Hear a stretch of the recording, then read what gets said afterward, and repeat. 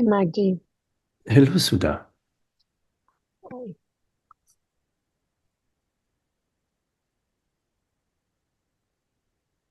What you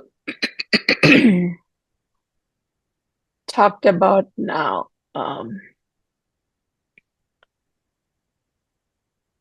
So I've been, for example, even this morning I was going for a walk and stopped and saw a beautiful tree. And then I knew in that moment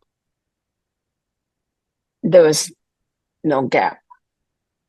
There was no gap. That moment. But then moment I thought about, oh, this is beautiful. There was this Sudha with this body, mind, and there was tree that was beautiful. And intellectually, it's very clear to me there's no gap. I understand because of the reality being the same. But at the same time, when I'm in that form and owning it and walking, and I see the tree as a form, there is still the thinking that the tree is beautiful. There is a separation, right? There is a form aspect to it, and so I'm trying to see, have I slipped into ignorance right after that moment of understanding, or like I'm just trying to see, or am I reading too much into seeing the form and thinking it's separate? Is what I'm thinking. Because transactionally, I understand we do have to have the separation, but in this moment of engagement with something in nature where it was beautiful, there was no need for a separation, is what I felt, and that's what Hmm. I'm just beginning. I'm trying to see, is it a habitual tendency to go see I'm here and tree is there, or Hmm. is it a training I have to keep telling myself we are one, we are one? I don't know. I'm just trying to understand it more. You experience there is no gap, so you can trust your experience. That's a very that's quite a profound insight. There is no gap. In other words, you are the tree is you, you are the universe is you experientially. So that's very precious. That's very precious. Now, you say, well, I'm here and the tree is there, and I like the tree, but I'm Suda, and the tree is an oak tree. Um, so that's the conceptual aspect of your experience. Yes, there is a conceptual aspect where, I am Magdi and I'm here in Southern California, and here Suda, talking with Suda, and Suda is in Northern California or whatever. Mhm. Yeah, so there is that conceptual aspect. And it's okay. It's okay. It's not a problem that there is the conceptual aspect because it is what it is. It is just how we define our experience. This body is Suda, and this tree is an oak tree, and Suda is walking in the garden, and the oak tree is 100 yards away. But at the same time, you do have the experience that there is no gap, you see. So the experiential uh, uh, demonstration of oneness, of wholeness, is uh, reveals the non-conceptual. It reveals to you an aspect of reality, which is no distance, no gap. Mhm. So the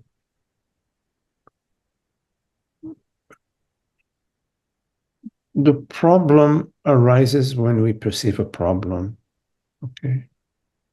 When we make a problem, like, for example, oh my goodness, why am I now perceiving that there is a body mind Suda here and an oak tree out there? I shouldn't experience that. Then we have a problem, okay?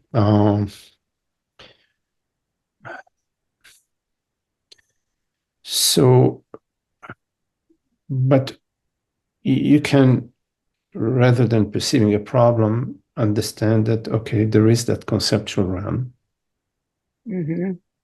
and it's a useful conceptual realm. Most of the time, we don't need it. Yeah. But when it's needed, it's needed. But in this case, I would say if you're walking and you're enjoying no gap, in this case, I would say it's not needed. So you can say, okay, you can park it, and return to no gap. Not see, oh, there's a problem.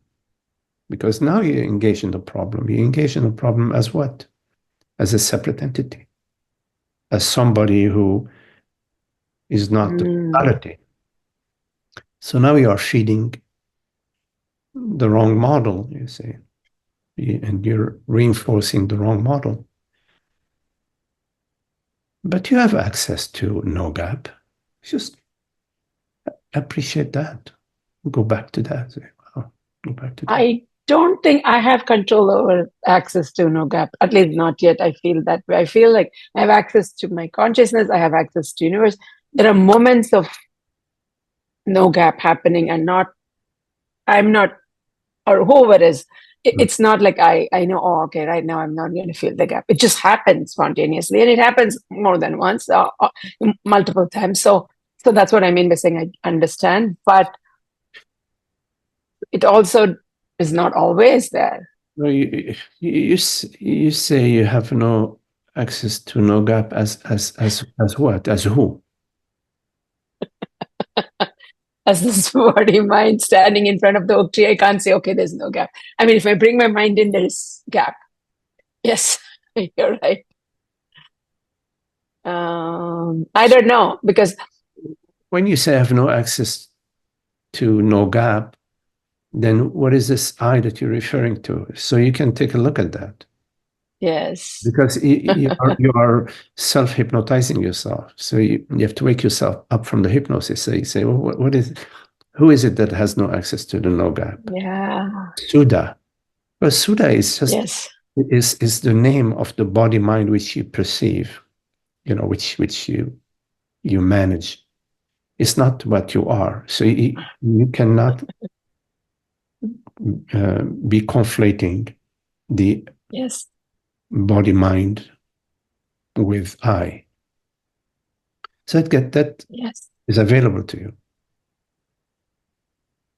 And if you say it's not available to me, then we're back again to it's not available to me as what? As whom? As Suda. Because Yes. for consciousness, it's always available. Consciousness is, everything is available to consciousness because everything is consciousness.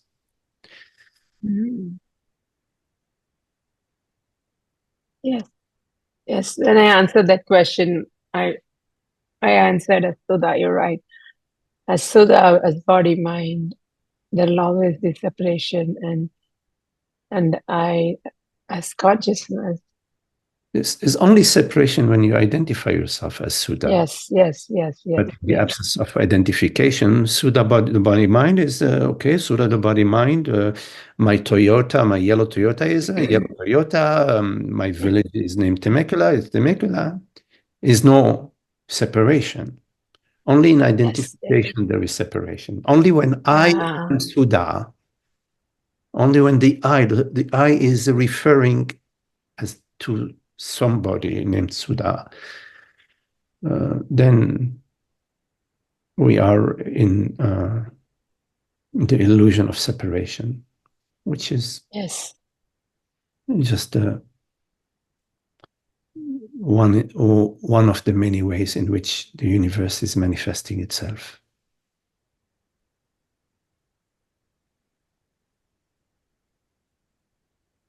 You are the universe. Yes. Yes.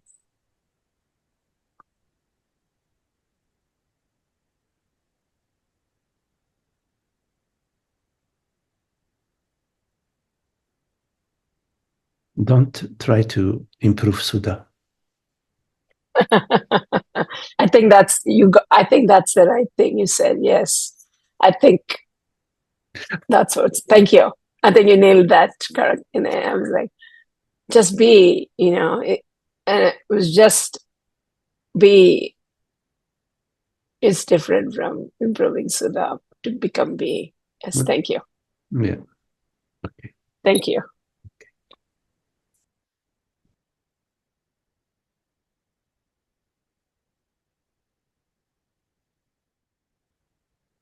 We are the same formless reality.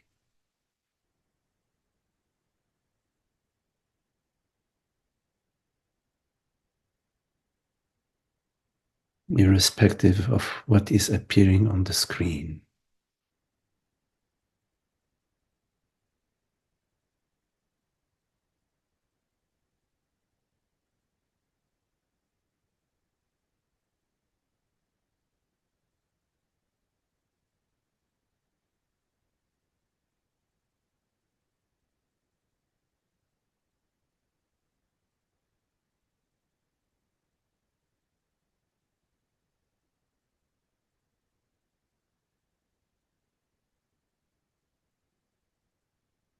Such a wonderful, magical show, isn't it?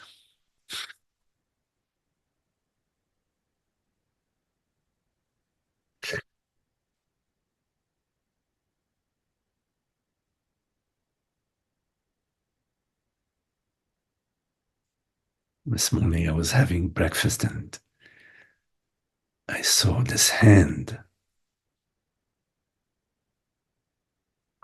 which was holding a spoon. It was mind blowing.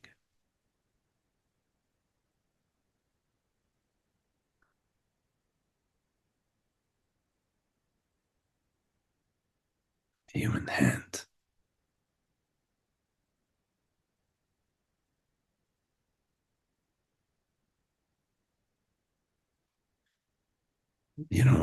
Scientists are working with robotics, trying to get a robot to, I don't know, open a door. They spent $20 billion and now they have a robot that can open a door. And we open so many doors every day.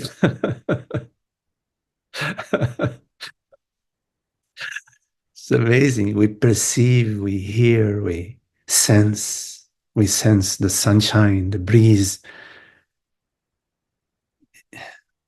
We open the window and there's this fresh air, that we sense the fresh air. I wonder how many millions or billions of dollars are going to be spent until a robot can sense the fresh air, And yet here we are. This is amazing awareness.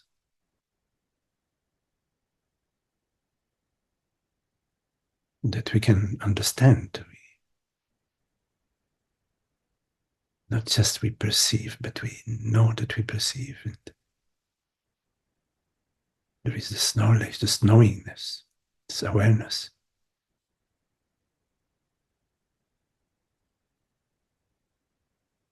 The elephant in the room, which we've been parking in the barn, in the old barn.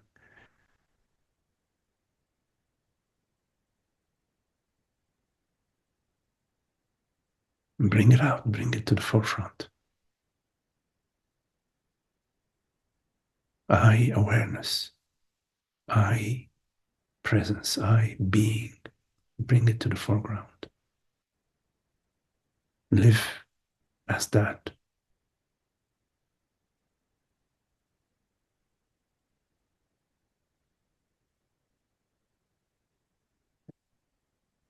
Okay. Thank you all. Very, very lovely to be with you. I embrace you all as myself.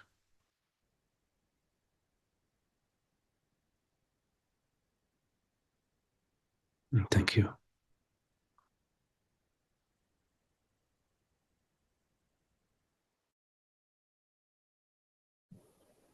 Thank you, Magdi. Okay. Wow.